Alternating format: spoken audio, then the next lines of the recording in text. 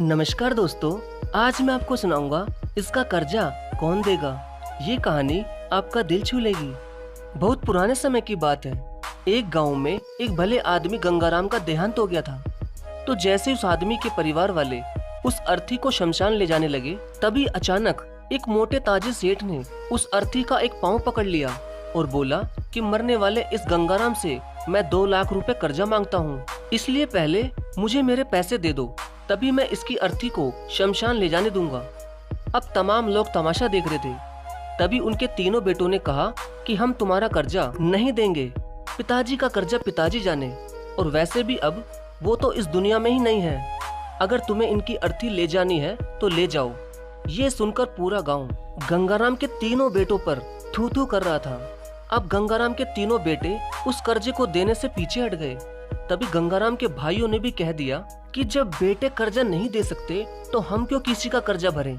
अब गंगाराम की अर्थी को वहां रुके हुए बहुत देर हो गई थी। तभी ये बात गंगाराम की इकलौती बेटी तक पहुंच गई। तो वो भागी भागी अपने पिताजी की अर्थी तक पहुंची।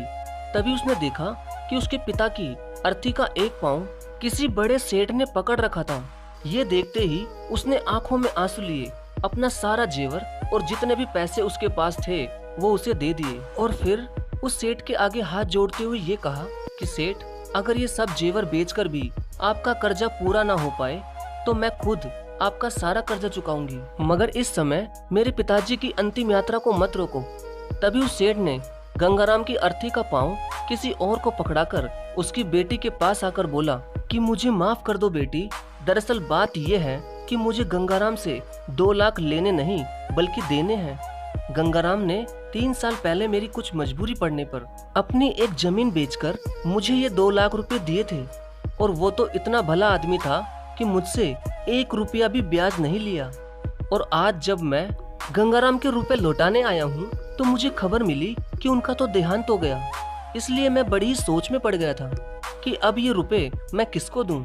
इसलिए मैंने ये खेल खेला ताकि गंगाराम जी के ये 2 लाख रुपए घर के एक ऐसे सदस्य के पास जाएं जो वाकई में उनको प्यार और उनकी इज्जत करता हो। और बेटी, आज तुमने ये साबित कर दिया कि अपने माँ बाप को एक बेटे से बहुत ज्यादा एक बेटी ही प्यार करती है।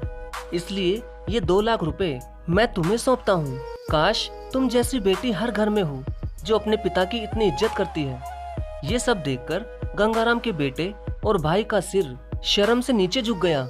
वाकई में दोस्तों, ये बात तो एकदम सच है कि एक माता पिता को बेटे से ज्यादा बेटी ही प्यार और उनकी इज्जत करती है। इसलिए दोस्तों, बेटी पढ़ाओ और बेटी बचाओ। धन्यवाद।